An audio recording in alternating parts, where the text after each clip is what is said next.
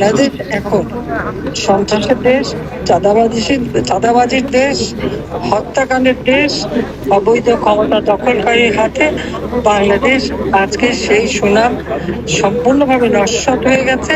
বাংলাদেশ এখন ধ্বংসের পথে। সারা বাংলাদেশ এখন চলছে, জেলা উপজেলা ইউনিয়ন পর্যন্ত মামলা দিয়ে হয়রানি করা হবে অথবা আগুন দিয়ে পুড়িয়ে দেওয়া হবে। এই দুটি কাজই তারা করতে পারে। বাংলাদেশে কারো কথা বলার অধিকার নাই। কোনো সংবাদপত্র অথবা টেলিভিশন কেউ কোনো নিউজ দিতে পারবে না। চরম মানবাধিকার লঙ্ঘনের মধ্যে দিয়ে বাংলাদেশটা চলছে। এই ধরনের একটা অন্ধকার যুগের দিকে আমাদের দেশটাকে ঠেলে দিচ্ছে, দেশের মানুষকে ঠেলে দিচ্ছে। আশ্রমের মাধ্যমে যাদের পরিবার ঘর দিয়েছি সেগুলো দখল করে দিচ্ছে। মানে দখলবাজি, চাঁদাবাজি, আসামি হোক আর না হোক সেখানে যেয়ে তাদের কাছে চাঁদা দেওয়া, নইলে মামলা দেওয়া, মামলাবাজি, চরম মানবাধিকার লঙ্ঘনের মধ্যে দিয়ে বাংলাদেশটা চলছে। এই অবস্থা থেকে মুক্তি পাওয়াটাই হচ্ছে এখন সব থেকে বড় প্রয়োজন, দেশের মানুষকে রক্ষা করার। তো আমি আমাদের প্রবাসী যারা, তাদেরকে ধন্যবাদ জানাই। তারা যে গণতন্ত্র ফিরিয়ে আনার জন্য, দেশের মানুষের শান্তি নিরাপত্তা নিশ্চিত করার জন্য যে সকল পদক্ষেপ আপনারা নিচ্ছেন, আপনাদের অনেক ধন্যবাদ।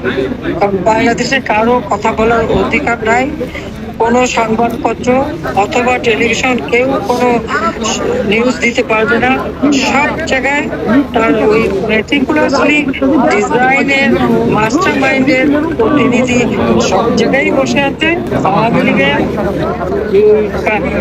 লক্ষাধিক নেতা কর্মী তাদের বাড়ি ঘর পুড়ে অঙ্গার হয়ে গেছে এবং যার ভুক্তভোগী আমাদের অনেকে প্রবাসীও। তো আমি আপনাদের সবাইকে এইটুকুই বলবো যে দেশের মানুষের জীবন মান রক্ষা করা, তাদের জীবনের শান্তি ফিরিয়ে আনা, কর্মসংস্থান ব্যবস্থা করা, দ্রব্যমূল্য নিয়ন্ত্রণ করা, ন্যায় বিচার নিশ্চিত করা, আইনের শাসন নিশ্চিত করা, এটা একান্তভাবে অপরিহার্য। তার জন্য আপনারা যে আন্দোলন করছেন সেজন্য আপনাদেরকে আন্তরিক ধন্যবাদ জানাচ্ছি। আর আন্তর্জাতিকভাবে আমার এটাই আবেদন থাকবে যে একবার ফিরে দেখুন, আওয়ামী লীগ 2009 সাল থেকে এই 24 সাল পর্যন্ত বাংলাদেশকে উন্নয়নের রোল মডেল হিসেবে বিশ্বব্যাপী প্রতিষ্ঠিত করেছিল। বাংলাদেশ ছিল বিশ্বের কাছে উন্নয়নের বিস্ময়। আর দুর্ভাগ্যের বিষয়, সেই বাংলাদেশ এখন সন্ত্রাসের দেশ, চাঁদাবাজির দেশ, হত্যাকাণ্ডের দেশ, অবৈধ ক্ষমতা দখলকারীর হাতে বাংলাদেশ আজকে সেই সুনাম সম্পূর্ণভাবে নস্যাৎ হয়ে গেছে। বাংলাদেশ এখন ধ্বংসের পথে। এই ধ্বংসের হাত থেকে দেশ ও জাতিকে সকলে মিলে রক্ষা করতে হবে, সেটাই আমার সকলের কাছে আবেদন। সবথেকে দুঃখের বিষয়, জাতির পিতার নাম মুছে ফেলা, তারকে অপমান করা। ওই 32 নম্বর আমাদের 2 বোনের ওই সম্পত্তি আমরা নিজেরা ভোগ করিনি, আমরা ট্রাস্ট করে জনগণকে দান করে দিয়েছিলাম। আমাদের স্বাধীনতার স্মৃতি বিজড়িত, সেটাও আগুন দিয়ে পুড়িয়ে দিয়েছে। আর আমাদের বাড়িঘর সব পুড়িয়ে লুটপাট করা হয়েছে।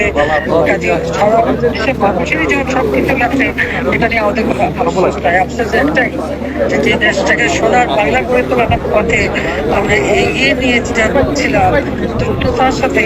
বাংলাদেশের মানুষের জীবন বা কোথাও হাঁকার ছিল না, কোথাও ভিক্ষাবৃত্তি ছিল না। মানুষের জীবনে স্বস্তি ফিরে এসেছিল, সেটাকে নস্যাৎ করেছে। সাধারণ মানুষ, সাংবাদিক, সংস্কৃতিসেবী, সংখ্যালঘু সম্প্রদায়, ব্যবসায়ী সম্প্রদায়, প্রত্যেকেই আজকে জীবনে হাহাকার। এটাই আমার বক্তব্য। সবাইকে ধন্যবাদ জানাচ্ছি। জয় বাংলা, জয়।